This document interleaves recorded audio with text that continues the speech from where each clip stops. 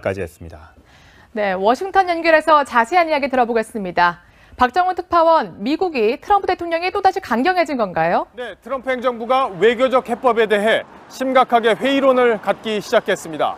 유엔 안보리가 지난주 초 유류 30%를 줄이고 섬유 수출을 모두 차단하는 유엔 결의안을 채택했는데요.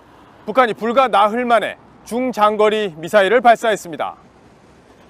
아무리 외교적으로 제재해봐야 중국, 러시아가 제대로 이행도 안 하고 결국 북핵을 막지 못할 거란 인식이 확산되면서 협상론자들까지 일제히 군사 옵션을 언급하고 있습니다. 트럼프 대통령은 심판의 날이 올 것이라고 말했었는데요. 오늘 틸러슨 국무장관과 헤일리 대사는 외교적 해법이 소진돼 가고 있다며 강경 발언을 쏟아냈습니다. 직접 들어보시겠습니다. If our diplomatic efforts fail, though, our military option will be the only one left. If North Korea keeps on with this reckless behavior, if the United States has to defend itself or defend its allies in any way, North Korea will be destroyed. 자, 트럼프 대통령이 또 SNS에 글을 올렸죠. 이 북한의 기름 사정을 언급했다고요. 네, 트럼프 대통령은 오늘 문재인 대통령과 통화한 사실을 트위터에 올리면서 북한에서 주의하려고 길게 줄을 서고 있다. 딱하다. 이렇게 썼습니다. 중국이 유엔 제재에 따라 유류를 제한하면서 북한이 공급난을 겪고 있다는 걸 언급한 겁니다. 하지만 중국이 유류 공급을 완전히 차단한 게 아니고 북한도 이미 올해 4월부터 석유를 비축해왔기 때문에 북한의 핵과 미사일 완성을 막기는 시간이 부족하다는 분석이 나오고 있습니다. 실제 북한을 공격한다면 오히려 조용히 움직일 가능성이 더 큽니다. CNN은 스텔스 폭격기인 F-35를 동원해 평양의 주석궁이나 핵기지를 폭파하는 방안이 검토되고 있다고 보도하기도 했습니다. 다만 북한을 때리면 중국과 러시아가 개입할 수 있기 때문에 미국도 마지막 단계가 돼야 군사 옵션을 쓸 수 있을 것으로 보입니다. 지금까지 워싱턴에서 전해드렸습니다. 네, 앞서 우리 기자들이 전한 리포트에서 보셨듯이 긴박하게 돌아가고 있는 외교 안보 현안부터 알아보겠습니다.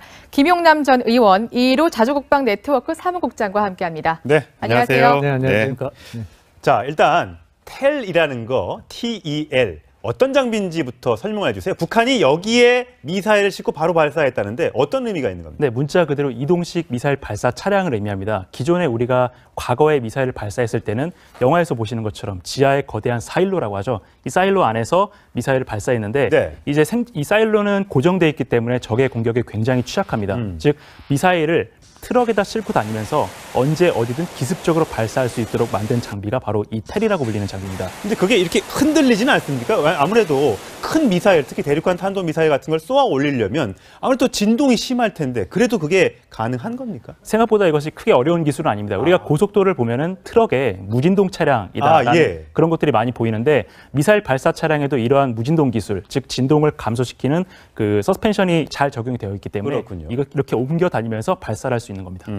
네, 근데 문제는 이 말씀하신 이동식 발사대가 아예 대북 금수 품목이라면서요. 그러면은 대북 제재가 지금 효용이 없는 거 아닌가요? 네, 이번에 유엔 안보리에서 대북 제재 결의안을 채택을 할 때 중국과 러시아가 굉장히 강력하게 반발을 했는데 중국은 과거 안보리 결의에도 적극적으로 동참을 하지 않았던 사례가 있습니다. 이번에 발견됐던 이 미사일 발사 차량 역시도 중국에서 북한에 직접 주문을 받고 자신들이 사용하고 있는 미사일 발사 차량을 목재 운반 차량이라고 속여서 6대를 수출한 그런 사례인데요. 예. 실제로 중국은 그 중국에 기반을 두고 활동하고 있는 리팡웨이라는 무기 암거래상이 있는데 이 사람이 북한에 대해서 각종 미사일 부품이라든가 그다음에 원심 분리기라든가 이런 제재 품목을 수출을 하고 있음에도 불구하고 이 사람을 직접적으로 굉장히 크게 비호를 하고 있거든요. 네. 즉 그 국제사회의 제재에 적극적으로 동참하지 않을 뿐만 아니라 북한의 미사일 개발을 직간접적으로 돕고 있기 때문에 네. 이런 문제가 발생한 겁니다. 보통 이제 차에 싣고 가면 길게 해서 바퀴가 8개냐, 10개냐 뭐 이거에 따라서 길이를 대충 측정하지 않습니까? 보면 이 텔이라는 장비도 바퀴형도 있고 탱크처럼 궤도형도 있고 하다는데 이번에 최근에 발사한 그 태평양 바다에 떨어졌던 그거는 어디서 실어서 내보낸 겁니까? 이것은 이번에 그 중국에서 수입한 그 차량에서 발사를 했고요. 예. 지금 일각에서는 이것이 이제 그 화염 때문에 잘 보이지 않았는데 예. 화면의 오른쪽에 예. 나오고 있는 궤도형. 예. 왼쪽에 있는 바퀴형은 북한이 직접적으로 자체 제작을 못하기 때문에 이게 미사일 발사 차량이 몇 대다 이렇게 추적이 가능합니다. 예. 그런데 궤도형 같은 경우에는 북한이 최근에 저것을 개발을 해서 예. 대량 양산을 시작을 했거든요. 아. 저것은 북한이 직접 자체적으로 생산할 수 있고 도로뿐만 아니라 험지 지형도 왔다 갔다 할 수 있기 때문에 이제 정확히 저 미사일 발사 차량이 몇 대다, 언제 어디서 발사하는지 그것을 추정조차 불가능한 굉장히 심각한 위협의 수준까지 올라갔다라고 볼 수 있습니다. 네, 진짜 북한 미사일 기술이 저희가 상상을 할 수 없을 정도로 굉장히 빠르게 발전하고 있는데 제가 또 알아보니까 그 이동식 발사 차량이 그 기립한 상태에서 곧바로 거기서 발사하면 뭐 3분이나 5분이면 뭐 바로 발사를 할 수 있다 이렇게 설명을 하더라고요. 그 네, 정도인가요? 맞습니다. 네, 맞습니다. 심각한 위협인데요. 네. 우리 군의 그 킬체인, 북한의 탄도미사일에 대응한 킬체인 전략이 북한의 미사일은 이동 후에 정차하고 그 미사일을 기립시켜서 여기서 연료와 산화제를 주입하고 준비하는 데 한 40분 정도가 걸리니까 그 40분 사이에 공격을 하면 된다라는 것이 킬체인의 기본 논리인데요. 이런 미사일 발사 차량 같은 경우에는 네. 아까 3분에서 5분이라고 말씀을 하셨는데 네. 정확히는 7분입니다. 7분. 7분이면 발사가 가능합니다. 즉 우리 킬체인 자산이 감시정찰 자산이 북한의 미사일 발사 준비를 파악을 하고 미사일 대응 미사일을 먼저 선제 공격하려고 발사를 하려고 해도 네. 우리 미사일이 도달할 때쯤에는 그 도발 원점에는 북한의 미사일 발사 차량은 이미 사라지고 없다 이거죠. 아, 그런 지금 심각한 상황입니다. 이게 몇 대나 있는 겁니까? 현재로서는 추정으로. 네, 지금 우리 군 정보당국에서는 한 100대 정도, 100에서 100대. 150대 정도, 미국 정보당국에서는 한 200대 정도로 추산을 하고 있습니다. 아, 굉장히 많은데 아까도 이제 잠깐 얘기했지만 네. 이 금수 품목에 들어가 있음에도 불구하고 이렇게 다 밀거래를 등을 통해서 중국으로부터 들여온다면 지금 원유 중단도 시켜놨고 그다음에 다른 수출교도 다 막아놨는데 이런 식으로 몰래 들어오면 대북 제재가 진짜 효용이 있는 것인지 참 궁금할 수밖에 없습니다. 아무리 세게 뭐 막으려고 해도 새는 구멍은 있게 마련입니다. 네. 다만 이제 대북 제재의 기본적인 것은 압박의 강도를 높여가면서 사실은 북한이 체제가 흔들릴 정도의 어떤 경제적인 공국 내지는 외교적인 고립을 이어가다 보면 이제 좀 입장의 변화를 이끌어낼 수 있지 않을까라는 것이 뭐 기본적인 전략이죠. 그래서 가장 우리가 본보기로 삼아야 될 것은 제 생각으로는 이란형 해결 모델입니다. 이란의 핵을 이제 계속되는 경제 제재 속에서 결국에는 이란 정부의 태도 변화를 이끌어냈던 것이 주요했던 것으로 네. 보이는데 지금 제가 보기에 가장 큰 문제는 네. 국제적으로 보기에 대한민국 정부의 입장이 과연 무엇이냐. 아하. 이게 좀 모호하게 비춰진다는 것이 가장 큰 문제로 보입니다. 예. 가장 대표적인 게 뭐냐면 며칠 전에 문재인 대통령께서 CNN과 인터뷰를 하면서 북핵은 체제 보장용이다 이런 발언을 예. 하셨거든요. 그쵸. 근데 이거는 사실은 대부분의 서방 국가 내지는 뭐 우리를 둘러싸고 있는 미국과 일본은 받아들일 수 없는 내용이죠. 어떻게 예. 북핵이 체제 보장용입니까? 북한 스스로도 핵무기를 개발해서 미국과 직접 어떤 협상력을 높여서 결국엔 그게 소위 통일로 이끌어내는 어떤 도구로 사용하겠다는 것이 기본적인 북한의 입장인데 우리 입장에서는 그건 적화 통일의 무기인 것이지 예. 북한이 스스로 생존하기 위한 체제 보장용은 전혀 아닌 것이죠. 근데 문재인 대통령께서 그런 발언을 하고 또 어떤 때는 계속 평화, 대화로 해결해야 된다고 하시다가 뭐 북핵 실험이 나면 바로 그 다음 날은 응징을 말씀하시고 이게 네. 그러다가 다시 뭐 인도적 지원은 계속해야 된다 이런 애매한 태도가 예.